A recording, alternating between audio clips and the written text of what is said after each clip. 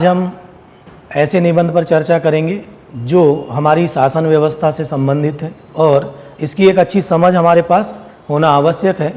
और इस पर 2015 में एक क्वेश्चन आया था कि लोकतंत्र में मीडिया की भूमिका, और 2018 में आया था भारतीय संसद की कार्यप्रणाली।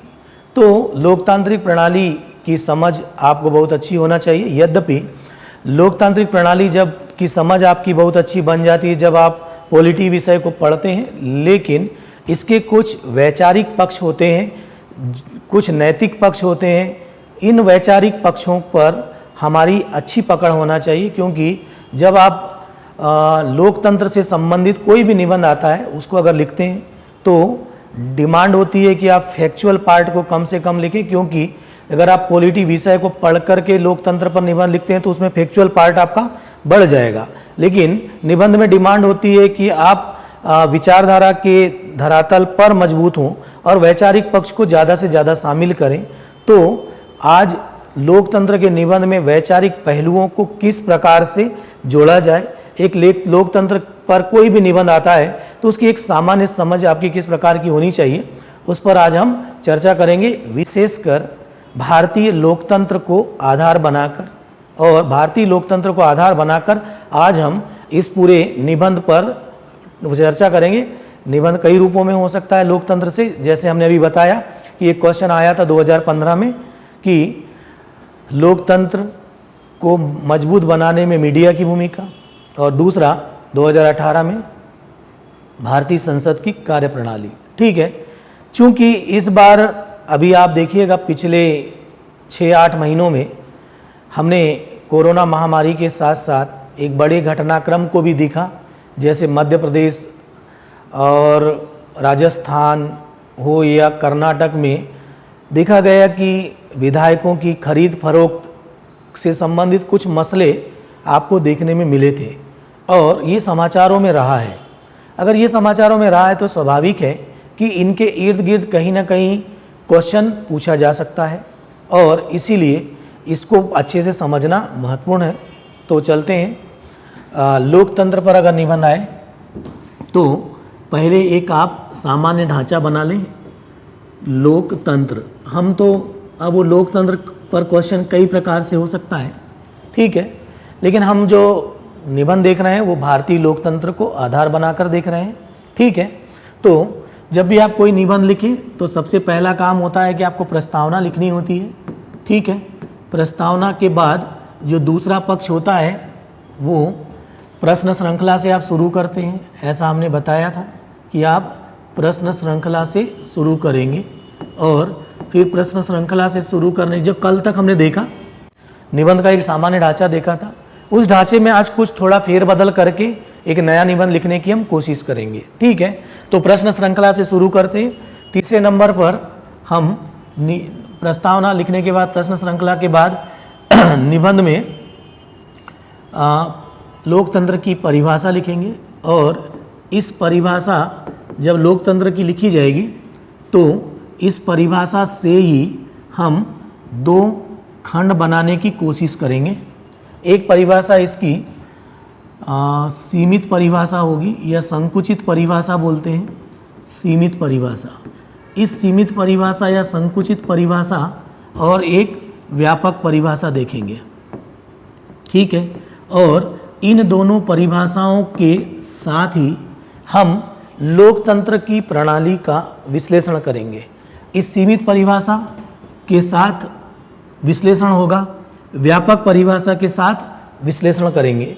तो सीमित परिभाषा जब दी जाएगी, जिसमें लोकतंत्र को एक शासन व्यवस्था कहा जाता है, शासन व्यवस्था। ठीक है, अब अगर ये लोकतंत्र को शासन व्यवस्था माना जाए तो शासन व्यवस्था के भीतर कितनी खामियां हैं, कितनी कमजोरियां हैं, इस परिभाषा के अनुसार अगर हम चलते हैं तो इसकी कमजोरियों को हम उजागर करेंगे, कमजोरियों को। ठीक है, और इसकी कमजोरियों को उजागर करेंगे। इसके बीच, इस शासन व्यवस्था के बीच पाए जाने वाले अंतर विरोध को हम चिन्हित करेंगे, उसको दिखाने का प्रयास करेंगे कि लोकतंत्र जो सीमित परिभाषा है उसकी शासन व्यवस्था, जिसमें लोकतंत्र को शासन व्यवस्था कहा जाता है, उसके भीतर में क्या क्या कमजोरियां हैं, क्या क्या अंतर्विरोध है, इसका हम एक विश्लेषण प्रस्तुत करेंगे। ठीक है, एक विश्लेषण प्रस्तुत करेंगे और फिर इसके विश्लेषण प्रस्तुत हो जाने के बाद फिर हम आएंगे दूसरे भाग में, यानी कि हमारे निबंध का जो दूसरा भाग हो जाएगा वो हो जाएगा उसकी व्यापक परिभाषा, और व्यापक परिभाषा में ये शासन व्यवस्था की जगह मूल्य व्यवस्था हो जाएगी। और मूल्य व्यवस्था माना जाता है इसको लोकतंत्र को। ठीक है, तो लोकतंत्र की जो व्यापक परिभाषा में इसको मूल्य व्यवस्था कहा जाता है, और इस मूल्य व्यवस्था में लोकतंत्र के जो मूल्य हैं जैसे समानता, स्वतंत्रता, न्याय, बंधुत्व आदि, इन मूल्यों जिनको हम लोकतांत्रिक मूल्य कहते हैं, इनके आधार पर इसकी यहाँ पर हमने देखिएगा ध्यान से, यहाँ देखिए कमजोरियों को बताया था, अंतर्विरोध को दिखाने का प्रयास किया था। मूल्य व्यवस्था के आधार पर हम दिखाने का प्रयास करेंगे कि इसकी अच्छाइयाँ क्या है, अच्छाइयों का विश्लेषण करेंगे। ठीक है, अच्छाइयों को प्रदर्शित करने का प्रयास किया जाएगा, और अच्छाइयों को प्रदर्शित करने के बाद हम फिर यहाँ पर एक और विश्लेषण प्रस्तुत करेंगे जो अच्छाइयों से संबंधित होगा। यहाँ पर एक विश्लेषण प्रस्तुत होगा। ठीक, तो देखिए अब अगर हम इसको इस प्रकार से भी कहें कि अगर हम सीमित परिभाषा के आधार पर चलते हैं, सीमित परिभाषा के आधार पर, तो ये तो तय है कि सीमित परिभाषा के आधार पर, सीमित परिभाषा के आधार पर ये शासन व्यवस्था या शासन व्यवस्था है उसमें कुछ कमजोरियां होगी, उनका विश्लेषण प्रस्तुत कर देंगे। व्यापक परिभाषा के आधार पर चलेंगे तो ये मूल्य व्यवस्था है, और मूल्य व्यवस्था में हम इन मूल्यों को देखेंगे जो लोकतांत्रिक मूल्य कहलाते हैं, समानता, स्वतंत्रता, और इन मूल्यों के आधार पर इनकी अच्छाइयों को प्रदर्शित करने का प्रयास करेंगे और एक विश्लेषण फिर प्रस्तुत करेंगे। एक विश्लेषण आ गया यहाँ से, एक विश्लेषण आ गया यहाँ से। ठीक है, इसके बाद अब आपके पास एक अंतिम में इन दोनों का समग्र विश्लेषण आ जाएगा। यहाँ पर आप प्रस्तुत करेंगे एक समग्र विश्लेषण, और इस समग्र विश्लेषण करने के बाद आपको जो हमारी लोकतांत्रिक प्रणाली है, उस लोकतांत्रिक प्रणाली में आज हम किस जगह खड़े हैं, क्या हम किसी चौराहे पर खड़े हो गए। ठीक है, दोनों का विश्लेषण करने के बाद हम समग्र विश्लेषण करेंगे और ये तय करेंगे कि दोनों के विश्लेषण के बाद हमको ऐसा लगता है कि हम समग्र विश्लेषण पर के बाद कि हमारी जो लोकतांत्रिक प्रणाली है अब एक चौराहे पर खड़े हो गए। अब चौराहे पर जब भी कोई व्यक्ति खड़ा होता है तो वहाँ 4 रास्ते हैं। इन 4 रास्तों में से हमको सही रास्ते का चयन करना है। इसका मतलब इस चौराहे से अब निकलने वाले जो 4 रास्ते हैं, इन 4 रास्तों में आपको सही रास्ता का चयन करना है, और जब आप सही रास्ते का चयन करने में के लिए आप कुछ विकल्प बता देंगे और आपका निबंध जो है वो समाप्ति की ओर होगा। तो आपके पास एक ढांचा बनकर तैयार हो गया निबंध का, जो लोकतंत्र से संबंधित होगा। पहले आप लिखेंगे अपनी लोकतांत्रिक प्रणाली की से संबंध में प्रस्तावना लिखेंगे, फिर प्रश्नों की एक श्रृंखला खड़ी होगी, उसके बाद इसकी परिभाषा लिखेंगे। परिभाषा में 2 प्रकार की परिभाषा होगी। एक सीमित परिभाषा में लोकतंत्र को शासन व्यवस्था कहते हैं, उसके अंतर्विरोधों को हम दिखाएंगे। यहाँ पर आपके जो निबंध का पार्ट है वो बड़ा हो जाएगा। दूसरी परिभाषा व्यापक परिभाषा दिखाएंगे जो मूल्य व्यवस्था से रिलेटेड होगी। यहाँ पर आप विश्लेषण प्रस्तुत करेंगे मूल्यों के आधार पर, जो समानता, स्वतंत्रता, न्याय, बंधुत्व जैसे लोकतांत्रिक मूल्य, उनको आधार बनाकर यहाँ अच्छाइयाँ दिखाएंगे, यहाँ पर आपने कमजोरियाँ दिखाएंगे। दोनों विश्लेषण प्रस्तुत करने के बाद अंत में एक समग्र विश्लेषण जो आएगा वो निष्कर्ष के रूप में होगा, और इस निष्कर्ष के रूप में जो समग्र विश्लेषण आएगा उसमें आप ये कहेंगे कि भारतीय लोकतंत्र आज चौराहे पर खड़ा है। अब यहाँ से अब हमको उस दिशा का चयन करना है जहाँ से हमारी सही दिशा जाए, और हम एक सही दिशा में चल करके पूरे विश्व के समक्ष ऐसा उदाहरण प्रस्तुत करें कि विश्व के अन्य देश भी भारतीय लोकतंत्र की प्रणाली को यहाँ के सिद्धांतों को और यहाँ की जो भी लोकतंत्र के भीतर की जो प्रक्रियाएं हैं उनको मानने के लिए, उनको अपनाने के लिए तैयार हो जाए। ठीक है, तो इस रूप में हम यहाँ से उसको लेकर जाएंगे। अब जब आप प्रश्न की श्रृंखला खड़े करें तब आप इन प्रश्न की श्रृंखला में ये बताने का प्रयास करें कि आज हमारे लोकतंत्र की दिशा क्या है और दशा क्या है। ठीक है, ये इस प्रश्न श्रृंखला में आना चाहिए। यही बात जो आप कहेंगे कि अब हम चौराहे पर खड़े हो गए, मतलब चार दिशा के बीच में खड़े हो गए। ठीक है, निष्कर्ष में आप कहेंगे। तो आपने जब यहाँ पर दशा और दिशा की बात की, वही बातें आपकी कहाँ पर आ गई कि चौराहे पर खड़े हो गए, मतलब अब आप चार दिशाओं के बीच में खड़े हैं। ठीक, अब इसकी दिशा को सही दिशा में ले जाना है, यानी दिशा बनानी है सही, और इसकी दशा भी सुधारनी है। तो दिशा को सही करना और दशा भी सुधारना ये कौन करेगा, कैसे होगा, इस पर हम विस्तृत चर्चा करेंगे। और अब आगे देखते हैं। इस पूरा ये ढांचा बनकर तैयार हो गया, सबने अपने अपने पास। आप भी इस प्रकार का ढांचा बना लें ताकि आपका विजन क्लियर हो जाए। ठीक है, शुरुआत हमने वैसी ही की है, लेकिन अब ढांचे में थोड़ा सा क्या कर दिया, बदलाव कर दिया।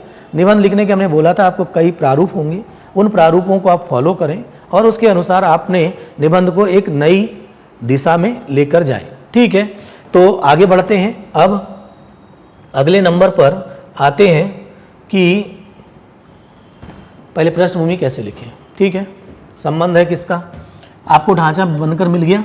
अब आप उस ढांचे के अनुसार चलना शुरू करें। निबंध है लोकतंत्र पर और आपको लिखना है इसकी प्रस्तावना। ठीक है, अब देखिए आपने जो लोकतांत्रिक प्रणाली अपनाई, इस लोकतांत्रिक प्रणाली में आप देखिएगा कि लगभग आपको स्वतंत्र हुए 70 वर्ष से अधिक हो गए, यानी इस लोकतंत्र की प्रणाली को अपनाए हुए 70 वर्ष से अधिक हो चुके हैं। इस 70 वर्ष की आधी से अधिक सदी में, 3/4 सदी में हमने अपनी लोकतंत्र की प्रणाली में कई खूबियाँ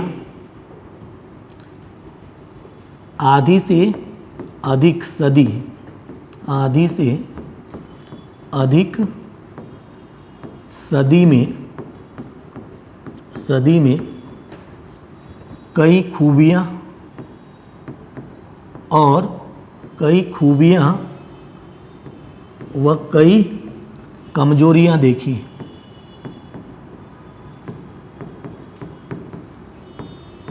कुल मिलाकर ये जो हमारी आधी से अधिक की जो सदी है, ये उत्तेजक व घटनापूर्ण सदी रही, घटनापूर्ण सदी रही। ठीक, अब उत्तेजक है, घटनापूर्ण सदी रही है का मतलब इसमें कई सारी घटनाएं घटी है। इस पूरे आधे से अधिक सदी में, यानी 75 वर्षों में, 70 से 75 वर्षों में हमने एक लोकतांत्रिक राजनीतिक पद्धति को विकसित कर लिया। ठीक, अब हम कह रहे हैं कि हमने इसको विकसित कर लिया है, लोकतांत्रिक राजनीतिक पद्धति को विकसित कर लिया। पहले होता है उद्भव, तो 47 में हमारे यहाँ लोकतांत्रिक प्रणाली का जन्म हुआ। ठीक है, उसका उद्भव हुआ। वो धीरे धीरे उद्भव के बाद विकास होता है, विकास से हम पहुँच गए हैं इस अवस्था में, विकसित कर लिया। अब इस विकसित करने तक की प्रक्रिया में यदा कदा यानी यहाँ तक पहुँचते तक विकसित कर लिया, वहाँ तक पहुँचते तक यदा कदा गहरे कभी कभी, यदा कदा यानी कभी कभी गहरे तनावों को भी झेलना पड़ा। जैसे लिखना नहीं है, पर बस ये बात, जो गहरे तनावों को झेलना पड़ा का मतलब है कि एक बार आपातकाल झेलना पड़ा हमारे लोकतंत्र को, और वहाँ पर हमने निरंकुश शासन व्यवस्था भी देखी और 89 से लेकर 91 या पूरा 90 का जो दशक था उसमें अधिकांश बार हमारे यहाँ पर गठबंधन की सरकारें रही और वो गठबंधन की सरकारों में कई बार सरकार बदलती रही। तो इसी को कहते हैं कि यदा कदा या कभी कभी गहरे तनावों को झेलना पड़ा। ठीक, यानी इसको विकसित करने में ये हमने तनाव झेला। ठीक, इनके बावजूद भी हमने ये देखा, इनके बावजूद हमारे साथ स्वतंत्र हुए कई औपनिवेशिक देश और कई विकासशील देश में ये जो लोकतंत्र का पौधा है, लोकतंत्र का पौधा मुरझा गया, लेकिन भारत में यह जो लोकतंत्र का पौधा है भारत में पल्लवित व पुष्पित होता रहा, पल्लवित और पुष्पित होता रहा। ठीक है, ये हमारे लिए उपलब्धि की बात है। ठीक है, ये हमारे लिए क्या है? उपलब्धि की बात है। लेकिन उपलब्धि की बात है, यहाँ तक हम आ गए, ये हमारी प्रस्तावना लिख करके हो गई। ठीक है, प्रस्तावना का पार्ट आपका क्या हो गया?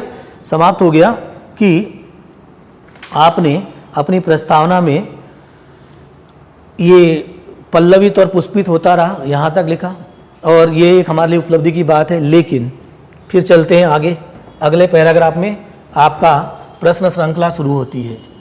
अब प्रश्न श्रृंखला में आप कहेंगे कि हमारा लोकतंत्र, प्रश्न श्रृंखला शुरू करेंगे, अगला पैराग्राफ आता है ना? लोकतंत्र कितना सफल रहा, ठीक, लोकतंत्र कितना सफल रहा, कहाँ तक सफल रहा, कितना व कहाँ तक, ऐसा दोनों को साथ में जोड़ सकते हैं। कहाँ तक सफल रहा, इसकी दशा व दिशा कैसी है, इसमें क्या बदलाव होने चाहिए, बदलाव होने चाहिए आदि प्रश्नों का मूल्यांकन करने के बाद ही,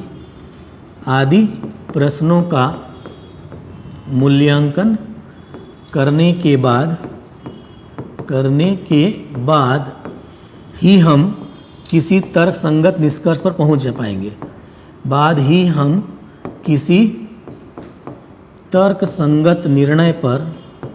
तर्कसंगत निर्णय पर पहुंच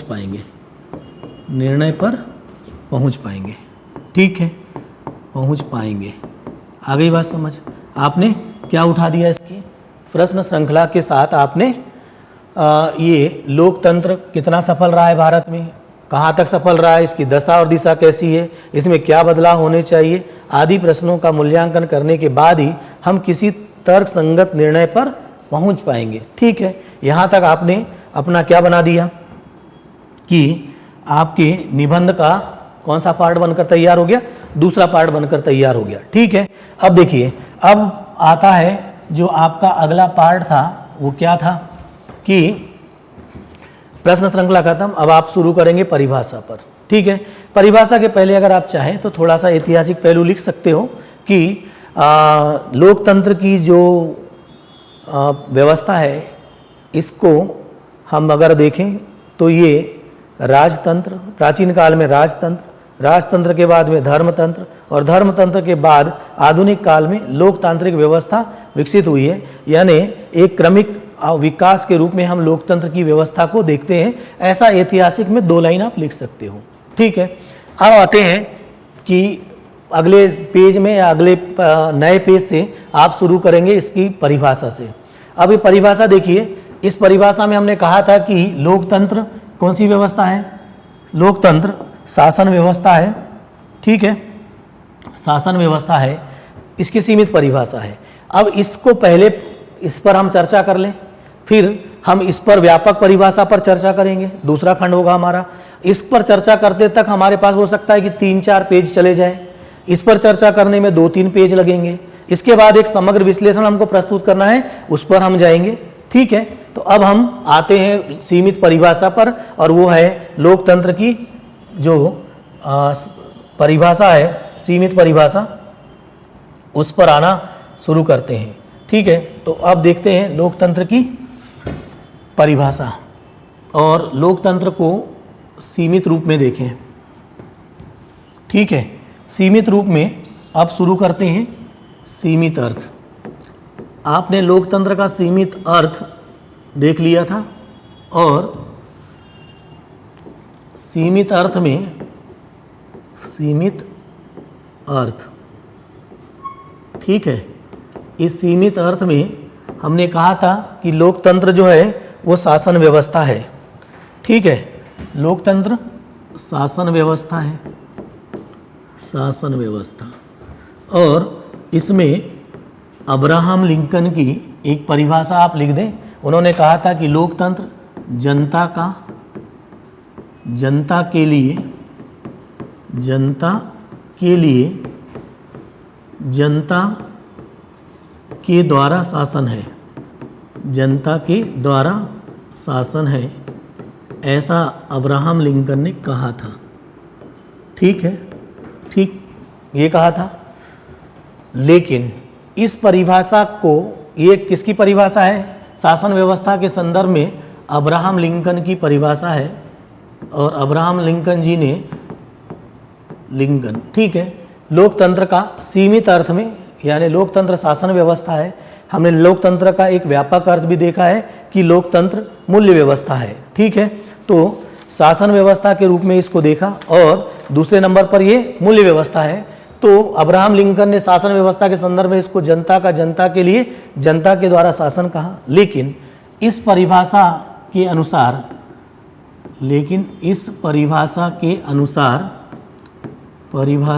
अनुसार इसमें कई अंतर्विरोध है, कई अंतर्विरोध। ठीक है, अंतर्विरोध। आपको टारगेट में रखना है कि लोकतंत्र क्या है? शासन व्यवस्था है, यहाँ पर ध्यान रखना है, इसको टारगेट करके आपकी नज़र होना चाहिए। लेकिन ये जो परिभाषा के अनुसार देखेंगे तो इसमें कई अंतर्विरोध देखते हैं। ठीक है, लोकतंत्र में कहते हैं जनता का शासन, पहला अंतर्विरोध ढूंढ लिए जल्दी जल्दी। अब हम बताते चलेंगे। लोकतंत्र में कहा जाता है कि लोकतंत्र जनता का शासन है, जनता के लिए, जनता के द्वारा शासन, यानी जनता का शासन है। लेकिन ये वास्तव में केवल सैद्धांतिक स्तर पर इसको जनता का शासन कहते हैं। वास्तव में अगर आप देखोगे तो इसका जो अंतर्विरोध है, इसका जो विरोधाभास है, दिखता कुछ है, पीछे कुछ और होता है।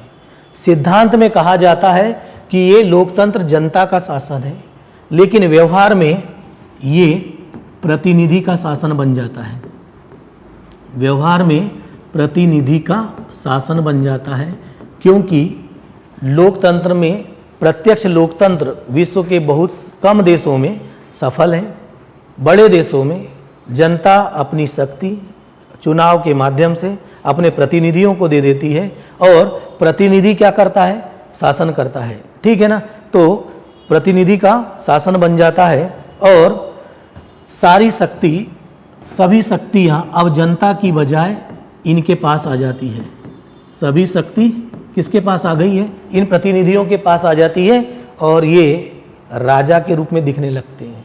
सारी सुख सुविधाओं को ये प्रतिनिधि लोग भोगते हैं। हम आप अच्छे उदाहरणों से देखते हैं। ये पहला विरोधाभास है। ठीक है, दूसरे नंबर का विरोधाभास देखिए। लोकतंत्र चूंकि शासन व्यवस्था है, तो लोकतंत्र को कहते हैं कि ये, इसमें कानून का शासन होता है, कानून का शासन। ठीक है, और ऐसा भी कहा जाता है कि कानून के समक्ष सभी लोग क्या होते हैं? समान होते हैं।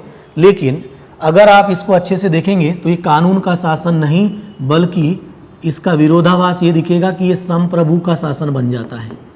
संप्रभु का शासन बनने का मतलब है कि जो उच्च वर्ग का व्यक्ति है वो संप्रभु का मतलब है उच्च वर्ग का व्यक्ति कानून का धड़ल्ले से उल्लंघन करता है, और कमजोर वर्ग का जो व्यक्ति है कानून के नाम पर शोषित और पीड़ित होता रहता है। पूरी की पूरी शासन व्यवस्था इन संप्रभु लोगों के यानी उच्च वर्गों के की कठपुतली बन जाता है, यानी पूरा का पूरा कानून जो है इन उच्च वर्ग के लोगों का कठपुतली बन जाता है। उच्च वर्ग के लोगों की क्या बन जाता है? कठपुतली बन जाता है। ये दूसरा विरोधाभास है कि हम कहते हैं कि लोकतंत्र कानून का शासन है, ये कानून का शासन नहीं बल्कि संप्रभु का शासन बन जाता है, और जो उच्च वर्ग का व्यक्ति है उसके कानून जो है उसकी कठपुतली बन जाता है। और जब वो उच्च वर्ग के लोगों का कानून कठपुतली बनता है तो इसी से बढ़ावा मिलता है राजनीति का अपराधीकरण, राजनीति का अपराधीकरण, क्योंकि कानून अब इन उच्च वर्ग के लोगों का दास बन गया, कठपुतली बन गया, इसीलिए इससे बढ़ावा मिलता है राजनीति का अपराधीकरण, और अपराधी के राजनीतिकरण को बढ़ावा मिलता है। ठीक है, तो ये बात आपने देख ली। अगले नंबर पर लोकतंत्र को हम कहते हैं कि ये शासन व्यवस्था है, तो इसमें लोकतंत्र में राष्ट्रीय हित महत्वपूर्ण होना चाहिए, क्योंकि ये शासन व्यवस्था है तो राष्ट्र का हित, राष्ट्रीय हित महत्वपूर्ण होना चाहिए। लेकिन होता ये है कि राष्ट्रीय हित की जगह पर राजनीतिक हित महत्वपूर्ण हो जाता है, राजनीतिक हित महत्वपूर्ण हो जाता है। और इस राजनीतिक हित जब महत्वपूर्ण हो जाता है तो व्यक्ति जो भी यहाँ पर चुनकर आता है वो अपने दल को अधिक महत्व देता है, राष्ट्र को अधिक महत्व नहीं देता, और दल को अधिक महत्व देने के साथ साथ वो सत्ता प्राप्त करने के लिए कुछ भी करने के लिए उतारू हो जाता है। यहाँ तक कि सत्ता प्राप्त करने के लिए खरीद फरोख्त तक चलने लगती है। और ऐसे उदाहरण आपने मध्य प्रदेश, राजस्थान, कर्नाटक आदि राज्यों में देखे हैं। ठीक है, आए दिन हम विधायकों और सांसदों की खरीद फरोख्त का मसला समाचारों में देखते हैं, क्योंकि अब राजनीतिक हित महत्वपूर्ण हो गया, और राजनीतिक हित में दल का हित महत्वपूर्ण हो जाता है। सत्ता प्राप्त करने के लिए सत्ता की लोलुपता में, सत्ता की अंधी दौड़ में इतने राजनीतिज्ञ अंधे हो गए हैं कि उनके लिए इस राष्ट्रीय हित का कोई महत्व नहीं होता। सरकारें गिराई जाती है, विधायक और सांसदों को खरीदा जाता है, और पूरा का पूरा जो है यहाँ पर एक प्रकार से देखा जाए तो केवल राजनीतिक हित, अपने दलीय हित, सत्ता प्राप्त करने की होड़, प्रतिस्पर्धा में न जाने क्या क्या चलता रहता है। और इस प्रकार से अगर देखोगे तो राजनीति जो है वो चालाक व धूर्त लोगों का खेल हो जाता है। पूरा का पूरा जो लोकतंत्र है वो हो जाता है चालाक व धूर्त लोगों का खेल बन जाता है। और यहाँ पर वो व्यक्ति आगे बढ़ जाता है जिसमें भाषण देने की कला बहुत अच्छी हो, और वो भाषण देने की कला जिनके पास अच्छी होती है वो व्यक्ति भले अयोग्य होगा, उसके पास योग्यता ना हो, लेकिन भाषण देने की कला के कारण वो अयोग्य व्यक्ति अपने स्वार्थ को सिद्ध कर लेता है। और आप देखिएगा जितने भी लोग चुने जाते हैं वो भाषण देने की कला में योग्य व्यक्ति होगा, लेकिन उसके पास वास्तविक योग्यता नहीं होती है। ऐसा व्यक्ति अपने स्वार्थ को इस लोकतंत्र में सिद्ध कर लेता है। और यहाँ पर जब वो भाषण देने की कला वाला व्यक्ति चुनकर आ जाता है, इसीलिए कहते हैं कि लोकतंत्र जो है में अयोग्यता की पूजा होने लगती है। जब वही अयोग्य व्यक्ति मंत्री बन जाता है तो लोकतंत्र में कहा जाता है कि किसकी पूजा होने लगती है? अयोग्यता की पूजा होने लगती है। ठीक है, तो लोकतंत्र में राष्ट्रीय हित महत्वपूर्ण होना चाहिए, लेकिन इसकी जगह इसका विरोधाभास क्या है? राजनीतिक हित महत्वपूर्ण होता है। तो ये आप लोकतंत्र के क्या देखते जा रहे हैं? विरोधाभास देखते जा रहे हैं। ये लोकतंत्र के विरोधाभास हमने अभी तक 3 आपको बता दिए। पहला था जनता का शासन की जगह बन जाता है प्रतिनिधि का शासन, कानून का शासन की जगह बन जाता है संप्रभु का शासन, और इसमें राष्ट्रीय हित हो जाता है महत्वपूर्ण होना चाहिए, उसकी जगह पर राजनीतिक हित ज़्यादा महत्वपूर्ण हो जाता है। ठीक है ना, धूर्त लोगों का खेल बन जाता है, यहाँ राष्ट्रीय हित महत्वपूर्ण हो जाता है। आगे चलते हैं, अगले नंबर पर आए। क्या और अगला विरोधाभास है? विरोधाभास नंबर 4। ठीक है, कि लोकतंत्र में हम कहते हैं बहुमत का शासन होता है, बहुमत का शासन होता है, ठीक है। लेकिन बहुमत जरूरी नहीं है कि सही निर्णय ले, जरूरी नहीं कि बहुमत सही निर्णय ले, जरूरी नहीं कि बहुमत सही निर्णय ले, बहुमत सही निर्णय ले, ठीक है। और इसीलिए स्टुअर्ट मिल ने कहा था, स्टुअर्ट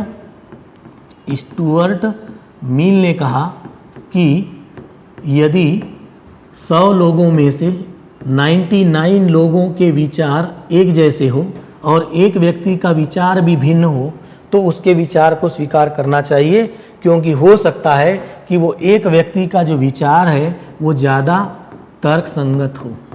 और लोकतंत्र में ऐसा होता है कि योग्य व्यक्तियों की संख्या कम होती है और बहुमत के पास ज़्यादा ताकत होती है, इसीलिए योग्य व्यक्तियों के विचार वहाँ तक पहुँच नहीं पाते हैं। इसीलिए ये जो अयोग्यता की पूजा लोकतंत्र में होती है, लोकप्रिय व्यक्ति की पूजा होती है, इसीलिए इसको बहुमत के शासन के रूप में देखा जाता है और योग्य व्यक्तियों को महत्व नहीं मिलता। बहुमत को महत्व मिलता है, योग्य व्यक्तियों को महत्व नहीं मिलता, योग्य व्यक्तियों को महत्व नहीं मिलता, ठीक है। ये एक और विरोधाभास है। होना चाहिए किसी भी शासन व्यवस्था को संचालित करने के लिए योग्य व्यक्तियों की आवश्यकता होनी चाहिए, लेकिन लोकतंत्र में ये देखा गया है कि योग्य व्यक्तियों को महत्व कम मिलता है और अयोग्य व्यक्तियों को ज़्यादा महत्व मिल जाता है। उसके कारण ये अयोग्यता की पूजा इसमें होने लगती है। एक और बहुत महत्वपूर्ण बिंदु है जो विरोधाभास में आप देखेंगे 5वें नंबर पर कि लोकतंत्र में हम कहते हैं कि व्यक्ति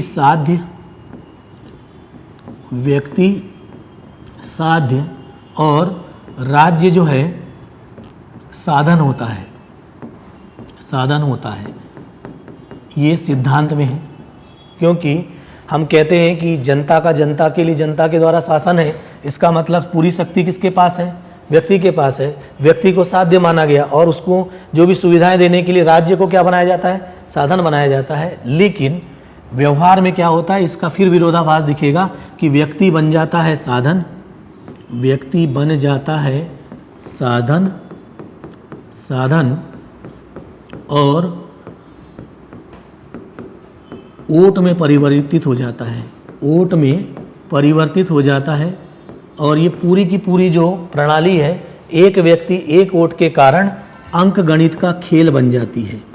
जब ये अंक गणित का खेल बन जाती है तो इस अंक गणित के खेल में जो राजनेता होते हैं वो अधिक से अधिक वोट प्राप्त करने के लिए धन, बल और बाहुबल, मीडिया आदि सब का अब इस प्रकार से उपयोग करते हैं कि ज़्यादा से ज़्यादा अंक अर्जित किए जाए। और इस अधिक से अधिक अंक अर्जित करने की होड़ में वो यहाँ के जो व्यक्ति हैं उनको एक व्यक्ति एक वोट में परिवर्तित कर देते हैं और धन बल, बाहुबल और मीडिया का इस प्रकार से प्रयोग करते हैं कि ज़्यादा से ज़्यादा अंक लाए जा सके और ये अंक गणित के खेल में क्या हो जाता है? परिवर्तित हो जाता है। ठीक है, तो व्यक्ति अब यहाँ पर साध्य यानी मानव की गरिमा जो है वो खंडित हो जाती है। जब वो अंक गणित का खेल बन जाता है, वोट में परिवर्तित हो जाता है, तो यहाँ मानव की गरिमा खंडित हो जाती है। और मानव की गरिमा खंडित होते ही मानव अब साध्य नहीं बचा, वो साध्य नहीं बचा बल्कि क्या बन गया? सत्ता प्राप्त करने वाले लोगों के लिए अंक गणित के खेल में शामिल एक अंक बन जाता है और वो साधन का रूप ले लेता है। ठीक है, अगला नंबर देखें।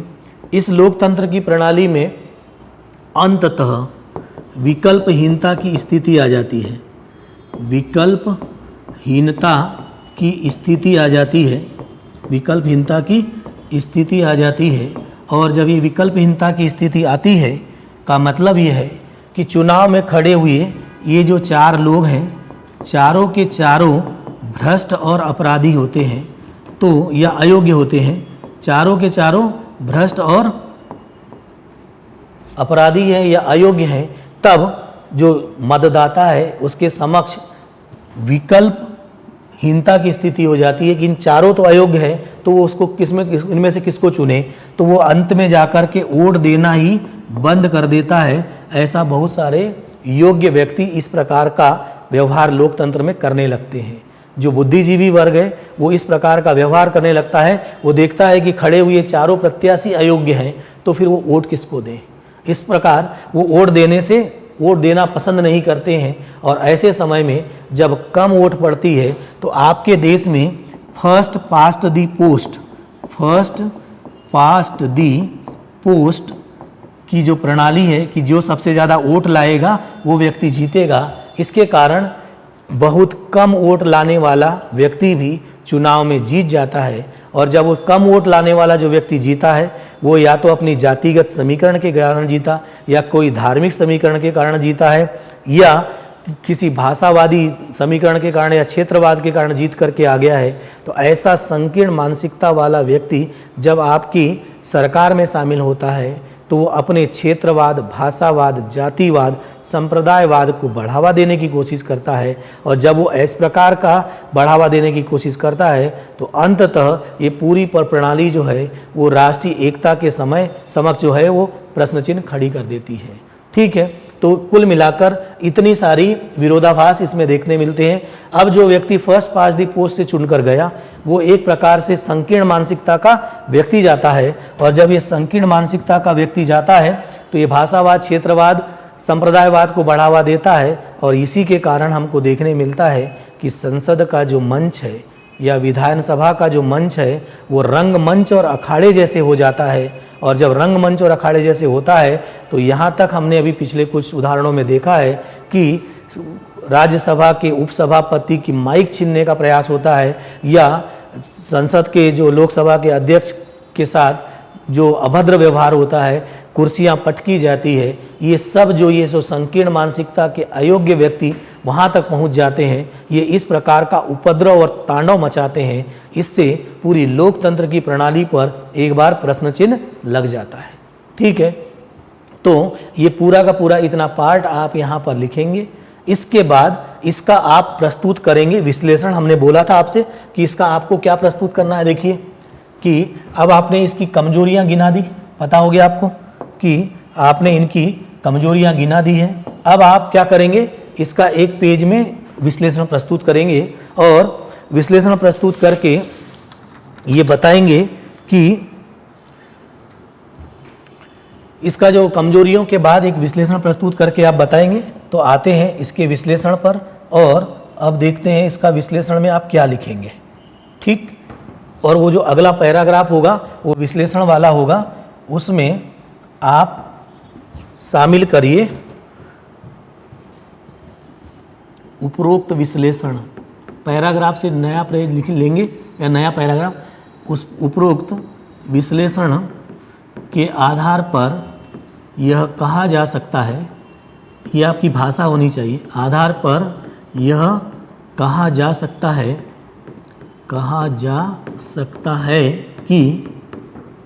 कि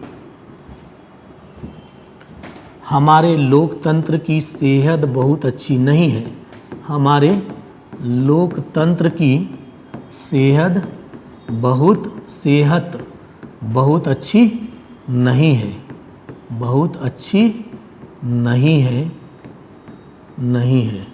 ठीक, ये आप बोलेंगे कि हमारे लोकतंत्र की सेहत बहुत अच्छी नहीं है। खुश होने के लिए आगे लिखेंगे आप, खुश होने के लिए हमारे पास निष्पक्ष निर्वाचन प्रणाली, धर्मनिरपेक्षता और समानता, स्वतंत्रता के आदि सिद्धांत दिखाई पड़ते हैं। लेकिन अगर हम गहराई में जाते हैं तो हमारा लोकतंत्र जो है कई रोग से ग्रस्त हैं। और इसमें जो रोग जो लगे हैं वो भाषावाद, जातिवाद, क्षेत्रवाद, संप्रदायवाद का रोग लगा हुआ है। और अगर आप गहराई में जाते हैं और गहराई में जाएंगे तो न जाने कितने और रोग इसमें दिखाई पड़ते हैं। कुल मिलाकर हमारे निष्कर्ष रूप में कहें कि वर्तमान में हमारे लोकतंत्र की सेहत बहुत अच्छी नहीं है। इसके कई उदाहरण आप यहाँ पर लिख दें, जो जो उदाहरण आप अपने आसपास में देखे हैं, जितने उदाहरण हैं 4-5 आप लगा दें, ठीक। और ये पेज जो है आपने भर दिया। शुरुआत का पता चल गया। उपरोक्त विश्लेषण के आधार पर यह कहा जा सकता है कि हमारे लोकतंत्र की सेहत बहुत अच्छी नहीं है, ठीक। खुश होने के लिए हमारे पास कुछ चीज़ें दिखती है, जैसे धर्मनिरपेक्षता, लोक निष्पक्ष चुनाव प्रणाली, लोकतांत्रिक विकेंद्रीकरण आदि, ठीक है। लेकिन हमारे अगर अच्छे से देखें तो, गहराई से देखें तो रोगग्रस्त दिखाई पड़ता है, जिसमें भाषावाद, क्षेत्रवाद, संप्रदायवाद आदि हैं। और ज़्यादा गहराई में जाते हैं तो और न जाने कितनी खामियां इसके भीतर हैं। कुल मिलाकर ये जो जितनी खामियां हैं, इनको आप उदाहरण के रूप में देख लेंगे और 4, 5, 7 उदाहरण जो आपके समक्ष आते हैं, जो आसपास के घटनाओं में घटे होंगे, उनको आप लिखेंगे, ठीक है। अब आता है इसका दूसरा पहलू।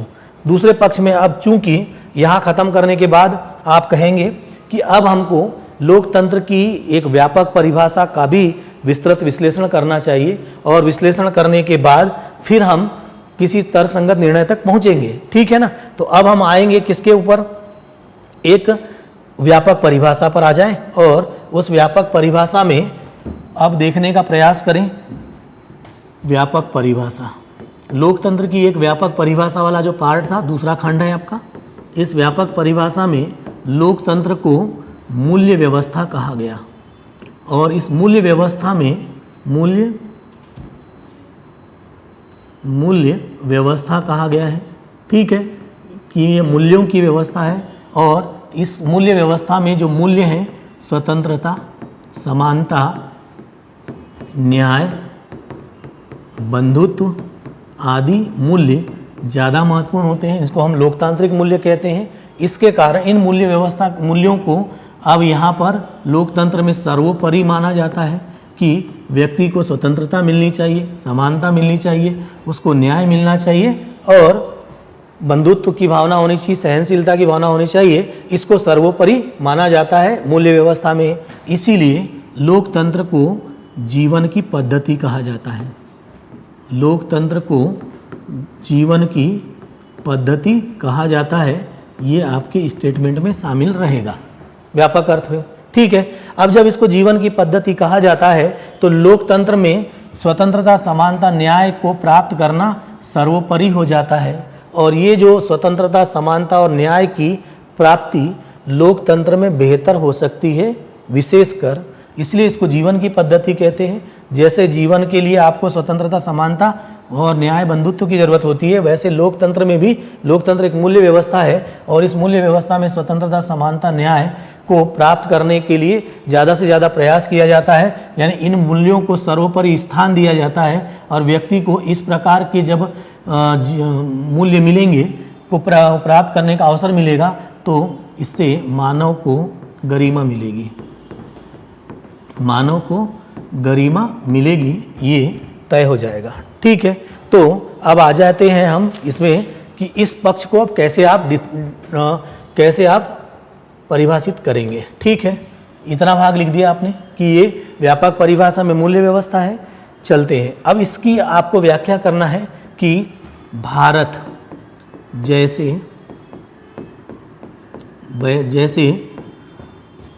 बहुलवादी देश में, बहुलवादी देश का मतलब है यहाँ पर बहुत संस्कृति है, ऐसा भी कहें, बहुलवादी या बहुत संस्कृति का देश है। यहाँ पर अनेक भाषा, धर्म, रीति रिवाज, बहुलता कई प्रकार की है, अनेक भाषा, धर्म, रीति रिवाज, ठीक है, आदि के लोग यहाँ पर रहते हैं, ठीक है। अलग अलग प्रकार के लोग रहते हैं। ये सभी लोग अलग अलग पहचान वाले हैं, इन सब की अपनी अलग अलग पहचान है। ये सभी लोग अपने अपने प्रतिनिधि को चुन करके कहाँ भेजते हैं, संसद में भेजते हैं। और जब इनके प्रतिनिधि संसद में पहुँचते हैं तो संसद में सभी लोग अलग अलग क्षेत्रों से आए होते हैं, लेकिन एक मंच पर आकर के आपस में विचार विमर्श करते हैं, और जब वो एक मंच पर आते हैं तो इससे लोगों में समानता की भावना आती है, क्योंकि एक मंच पर आते हैं। ठीक है, अलग अलग क्षेत्रों के विचारों को इस मंच पर अवसर मिलता है, सभी लोगों को समान रूप से अवसर मिलता है। इसका मतलब समान रूप से अवसर मिला, बोलने की उनको आज़ादी मिलती है, और अपने अपने क्षेत्र के लोगों की आवाज़ को उठाने का एक बढ़िया मंच संसद बनता है। तो यहाँ पर समानता, स्वतंत्रता और न्याय जैसे मूल्य जो हैं वो इस मंच पर दिखाई पड़ते हैं, क्योंकि सभी को समान अवसर यहाँ पर मिलते हैं। इस प्रकार से जो संसद है वो राष्ट्रीय एकीकरण का एक माध्यम बन जाता है, विशेषकर भारत जैसे बहुलवादी देश में, बहुसंस्कृति वाले देश में ये बहुत ज़्यादा महत्वपूर्ण हो जाता है। ठीक है, दूसरी बात, ये जो लोकतंत्र की प्रणाली है यहाँ पर राजनैतिक शिक्षा मिलती है, और इस राजनैतिक शिक्षा में लोगों को ये अवसर दिया जाता है कि वह भी उच्च पदों तक को प्राप्त करें, उच्च पदों को प्राप्त करें। ठीक है, उच्च पदों को प्राप्त करें। इस लोकतंत्र की प्रणाली में सभी लोगों को राजनीति की शिक्षा मिलती है, निचले स्तर से लेकर ऊपर स्तर तक सबको राजनीतिक पद प्राप्त करने के समान अवसर मिलते हैं। तो स्वाभाविक है यहाँ पर राजनीति की शिक्षा भी लोकतंत्र में ही मिलती है, जबकि अन्य जो तंत्र थे उनमें ये नहीं होता था। अगली बात, इस राजनीति की शिक्षा मिलने के साथ आपको एक नागरिक की भांति आपके साथ व्यवहार होता है, न कि प्रजा की भांति व्यवहार नहीं होता, बल्कि एक नागरिक की भांति आपके साथ व्यवहार होता है। जबकि राजतंत्र में आपको प्रजा कहा जाता है, जबकि लोकतंत्र में आपको नागरिक कहा जाता है। जब आप राजतंत्र में थे, जब प्राचीन काल में, तो वहाँ पर व्यक्तित्व के विकास का अवसर प्रजा को बहुत कम मिलता था, जबकि नागरिक को यहाँ पर कई प्रकार के मौलिक अधिकार मिले होते हैं, और इन मौलिक अधिकारों के आधार पर जो नागरिक हैं, मौलिक अधिकारों के आधार पर नागरिक क्या करता है कि अपने व्यक्तित्व का संपूर्ण विकास करता है, व्यक्तित्व के संपूर्ण विकास का अवसर मिलता है। और जब व्यक्ति को संपूर्ण विकास के अवसर मिलेंगे तो उसको क्या मिलेगी? गरिमा मिलेगी। ठीक है, वो गरिमामय जीवन जी सकेगा। ठीक है, तो इस प्रकार हमने देखा कि लोकतंत्र जो है एक प्रकार से व्यक्ति के व्यक्तित्व को संपूर्ण विकास का अवसर देता है, और जब ये व्यक्ति को संपूर्ण विकास का अवसर देता है तो इससे मानव को क्या मिलती है? गरिमा मिलती है। और भारत जैसे बहुलवादी या बहुसंस्कृति वाले देश में ये जो लोकतंत्र की प्रणाली है ये ज़्यादा अच्छी है। हम इसकी यहाँ पर क्या दिखाना शुरू कर रहे हैं? अच्छा ही दिखाना शुरू कर रहे हैं कि एक तो बहुसंस्कृति वाले देश में संसद जो है वो राष्ट्रीय एकीकरण का मंच होता है, वहाँ सभी क्षेत्र के लोगों के विचारों को उनके प्रतिनिधि प्रस्तुत करते हैं। ठीक है, ये एक अच्छा ही है। दूसरा, यहाँ पर प्रजा नहीं माना जाता, नागरिक माना जाता है, और नागरिक को कुछ मौलिक अधिकार मिलते हैं। उन मौलिक अधिकारों के माध्यम से वो अपने व्यक्तित्व का संपूर्ण विकास करता है, और व्यक्तित्व के संपूर्ण विकास के लिए करता है तो उसको मानव को क्या मिलती है? गरिमा मिलती है। जबकि राजतंत्र में उसको प्रजा माना जाता था। ठीक है, तो ये हमने एक व्यापक परिभाषा से कुछ बिंदु जो हमने मूल्य व्यवस्था को आधार बना करके इसमें चिन्हित किया है। ठीक है, और आप लोकतंत्र की कई सारी अच्छाइयाँ दे सकते हैं कि लोकतंत्र में उत्तरदायित्व का सिद्धांत होता है, सामूहिक उत्तरदायित्व का सिद्धांत रहता है। अंत में जाकर के जनता ही संप्रभु बन जाती है, और वो 5 साल में चुनाव की प्रणाली के माध्यम से अगर वो सरकार ठीक ढंग से काम नहीं करती है तो उसको उलट देती है। तो अंततः इस प्रणाली में जनता क्या बन जाती है? संप्रभु बन जाती है। इस प्रकार से आप इस पक्ष को लिखेंगे। ठीक है, तो ये हो गया आपका व्यापक परिभाषा वाला एक दूसरा खंड। ठीक, अब आप आगे में जाकर के दोनों पक्ष चूंकि आपने देख लिया, बात हमारी हो रही थी यहाँ पर कि इस पक्ष में हमने अच्छाइयाँ दिखा दिया। अच्छाइयाँ दिखाने के बाद अब हम इसका विश्लेषण प्रस्तुत कर दिया कि लोकतंत्र की प्रणाली ऐसी है जहाँ पर राष्ट्रीय एकीकरण को मौका मिलता है, सांस्कृतिक विविधता को अपनी पहचान बनाए रखने का अवसर मिलता है। ठीक है, इसके साथ साथ मानव को गरिमा मिलती है। ये सामूहिक उत्तरदायित्व का सिद्धांत है और इसमें होता है। और यहाँ पर अंततः जनता जो है वो संप्रभु हो जाती है चुनाव के माध्यम से, वो सरकार को उलट देती है यदि वो सरकार निरंकुश होती है। ऐसे कई उदाहरण भारत के राजनीतिक इतिहास में देखने को मिले हैं। तो इस पक्ष में हमने अच्छाइयाँ दिखाई, यहाँ पर हमने क्या दिखा दिया था, कुछ कमजोरियाँ दिखाई थी, यहाँ पर कमजोरियाँ, यहाँ पर अच्छाइयाँ दिखा दी। अब हमको क्या प्रस्तुत करना है कि समग्र विश्लेषण प्रस्तुत करना है। ठीक है, समग्र विश्लेषण प्रस्तुत करके दिखाना है और इस समग्र विश्लेषण पर आप आएँ और देखें अब क्या लिखेंगे आप अंत में। ठीक है, तो समग्र विश्लेषण यानी अब आपके पास निष्कर्ष रूप में आप क्या कहना शुरू करेंगे वो आपके समग्र विश्लेषण पर निर्भर करेगा। ठीक है, तो दोनों पक्षों का विश्लेषण करने के बाद हम ये कह सकते हैं कि आज जो भारतीय लोकतंत्र है एक चौराहे पर खड़ा है। यहाँ पर आपका आ गया कि अब आपका लोकतंत्र कहाँ पर खड़ा है, चौराहे पर खड़ा है। यहाँ से अब बहुत संवेदनशीलता के साथ उचित मार्ग का चयन करने की आवश्यकता है। संवेदनशीलता के साथ अब सही मार्ग के चयन की आवश्यकता है, क्योंकि आप खड़े हो गए हो कहाँ पर, चौराहे पर खड़े हो गए हो। अब यहाँ पर हमारा लोकतंत्र एक ऐसे चौराहे पर खड़ा है जहाँ पर कई सारी खामियां देखने मिली है और कई अच्छाइयाँ भी है, लेकिन अब इस चौराहे से आवश्यकता इस बात की है कि हमारा लोकतंत्र जो है वो सही दिशा में आगे बढ़े, और सही दिशा में आगे बढ़ने के लिए संवेदनशीलता के साथ कदम उठाने के लिए अब आवश्यकता इस बात की है कि यहाँ का जो समाज है वो अपनी पूरी प्रणाली में को सुधार करने में, समाज को सुधार करने में महत्वपूर्ण योगदान देना पड़ेगा।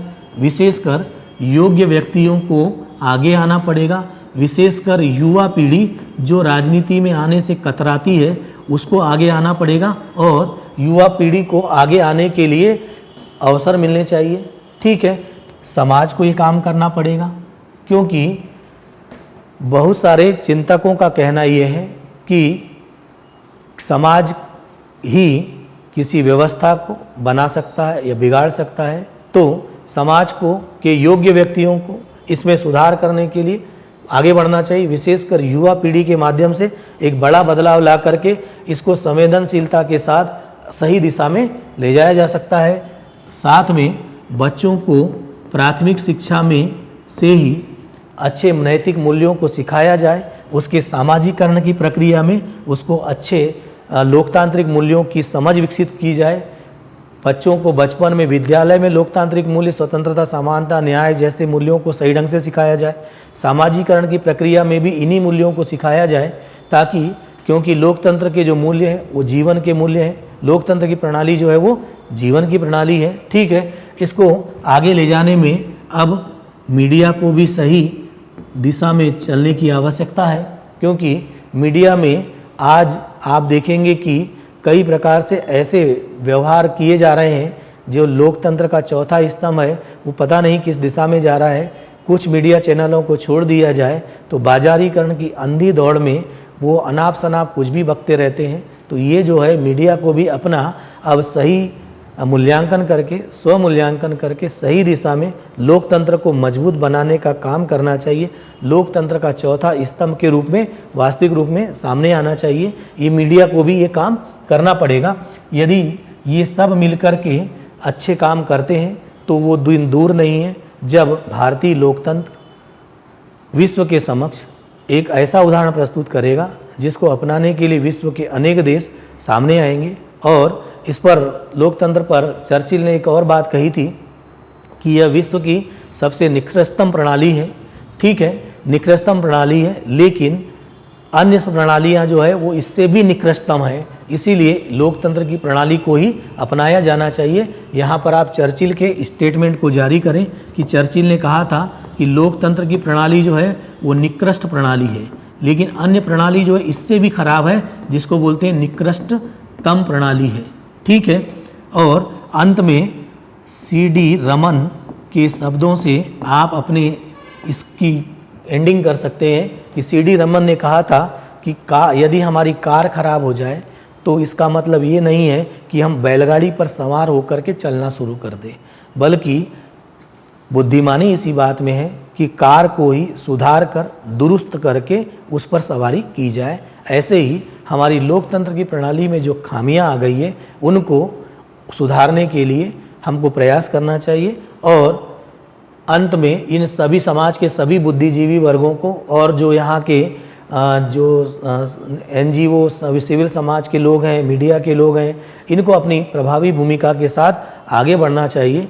क्योंकि आपको मालूम है दुष्यंत कुमार जी ने कहा था कि कोई व्यवस्था ऐसी नहीं है जिसको सुधारा नहीं जा सकता और उसको सुधारने के लिए सबको मिलकर के एक साथ प्रयास करना चाहिए। तो इन स्टेटमेंट के साथ में आप अपने कथन को ये एंडिंग कर सकते हैं।